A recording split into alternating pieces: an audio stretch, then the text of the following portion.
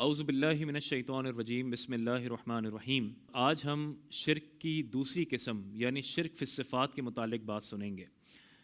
شرک فی الصفات کا مطلب یہ ہے کہ اللہ تعالیٰ کی ہر صفت جن خوبیوں سے متصف ہے ان میں سے کوئی صفت کسی مخلوق میں بے عین ہی تسلیم کر لینا۔ یہ ایک بڑا باریک نقطہ ہے جس میں اکثر لوگ ٹھوکر کھاتے ہیں اور مسلمانوں پر کفر و شرک کے فتوے لگاتے ہیں، اور وہ یہ فرق نہیں کر پاتے کہ اللہ کی صفت میں اور مخلوق کی صفت میں کیا فرق ہے۔ نتیجتاً وہ اپنی مرضی سے بعض چیزوں میں شرک کے فتوے لگا دیتے ہیں۔ تو شرک فی الصفات کا مطلب یہ ہے کہ اللہ تعالیٰ کی کوئی صفت مخلوق میں بے عین ہی ویسے ہی تسلیم کرنا، یہ شرک فی الصفت ہے۔ ہاں، یہ ممکن ہے کہ ایک ہی صفت ہو لیکن وہ اللہ میں بھی ہو اور اس کی مخلوق میں بھی ہو۔ مثال کے طور پر اللہ دیکھتا ہے، سنتا ہے، ہر انسان دیکھتا اور سنتا ہے۔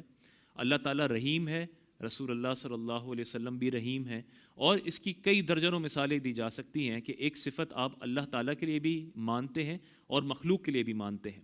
تو اب اس میں فرق کیسے کیا جائے گا، اس کے متعلق علماء نے بیان فرمایا کہ اس میں آپ 4 طریقوں سے فرق ملحوظ رکھیں گے۔ پہلا یہ کہ اللہ تعالیٰ کی ہر صفت وہ قدیم و غیر حادث ہے، یعنی اللہ کی ہر صفت ہمیشہ سے ہے، وہ بعد میں موجود نہیں ہوئی۔ ایسا نہیں تھا کہ اللہ تعالیٰ پہلے موجود تھا اور اللہ پہلے سنتا نہیں تھا اور پھر کچھ سال گزرے، ایک وقت گزرا، اس کے بعد اللہ نے سننا شروع کیا۔ لیکن مخلوق کی اس کے مقابلے میں غیر قدیم و حادث ہے، یعنی ایسا نہیں تھا کہ اللہ کی کوئی مخلوق پہلے سے موجود ہو یا اس کی صفت ذات کے بغیر پہلے سے موجود ہو اور بعد میں پیدا نہ ہوئی ہو۔ اس لیے اللہ کی ہر صفت قدیم و غیر حادث ہے، مخلوق کی ہر صفت حادث ہے اور غیر قدیم ہے، یعنی بعد میں معرض وجود میں آئی ہے۔ دوسرا فرق، اللہ کی ہر صفت ذاتی ہے، اس کی اپنی ہے، اسے کسی نے دی نہیں ہے، اور مخلوق کی ہر صفت عطائی ہے، اسے اللہ کی جانب سے عطا ہوئی ہے۔ تیسرا فرق، اللہ کی ہر صفت لامحدود ہے، اس کی کوئی حد نہیں ہے، اس کی ہم حد بندی نہیں کر سکتے کہ اللہ تعالیٰ اتنا سنتا ہے، اتنا نہیں سنتا، یا اتنا دیکھتا ہے، اتنا نہیں دیکھتا۔ مخلوق کی صفت محدود ہے، چاہے وہ کتنی ہی وسیع و عریض کیوں نہ ہو، لیکن اس کی کوئی نہ کوئی حد ہے، وہ بالکل انلیمیٹڈ، انفائنائٹ نہیں ہے۔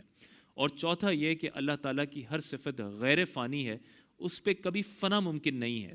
یہ تصور نہیں کیا جا سکتا کہ اللہ تعالیٰ سنتا یا دیکھتا ہو لیکن ایک وقت ایسا آئے کہ اللہ تعالیٰ سننا یا دیکھنا چھوڑ دے، یہ صفت اس سے جدا ہو جائے۔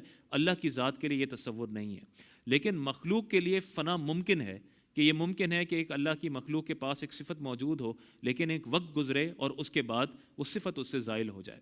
تو جب یہ 4 چیزیں آپ ملحوظ خاطر رکھیں گے، اس سے آپ اچھی طرح سمجھ سکیں گے کہ کب شرک واقع ہوگا اور کب شرک واقع نہیں ہوگا۔ مثال کے طور پہ اللہ تعالیٰ سنتا دیکھتا ہے اور ہم بھی سنتے دیکھتے ہیں، لیکن ایک بہت بڑا فرق ہے کہ اللہ تعالیٰ کی یہ صفات قدیم ہیں، غیر حادث ہیں، ہمیشہ سے اللہ کے ساتھ ہیں، جبکہ ہمارا وجود بعد میں آیا ہے اور ہماری یہ صفات بھی بعد میں معرض وجود میں آئی ہیں۔ تو ہمارا یہ سننا دیکھنا یہ غیر قدیم ہے اور حادث ہے۔ اسی طرح اللہ کی یہ صفت ذاتی ہے، اسے کسی نے دی نہیں، ہماری عطائی ہے، ہمیں اللہ کی جانب سے یہ صلاحیت ملی ہے، اگر اللہ نہ چاہتا تو ہم نہ سنتے نہ دیکھتے۔ اسی طرح اللہ کی یہ صفات لامحدود ہیں، لیکن ہماری ایک حد ہے، ہم ایک حد میں دیکھ سکتے ہیں اور ایک حد میں سن سکتے ہیں، اور اسی طرح اللہ کی یہ صفات غیر فانی ہیں اور ہماری فانی ہیں۔ شرک فی الصفات تب واقع ہوتا ہے کہ جب اللہ تعالیٰ کی کوئی صفت مخلوق میں بے عینی ہی اس طرح مان لی جائے، تب یہ شرک واقع ہوتا ہے، ورنہ یہ شرک واقع نہیں ہوتا۔ تو امید ہے کہ شرک فی صفات کی وضاحت ہو گئی ہوگی۔ اللہ تعالیٰ ہمیں اور ہماری نسلوں کو شرک کی اس برے گناہ سے، اس اتنے بڑے جرم سے اللہ تعالیٰ ہمیں محفوظ رکھے۔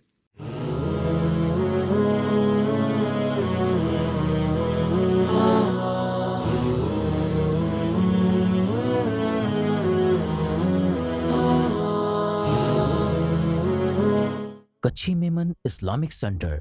Run towards way of Allah.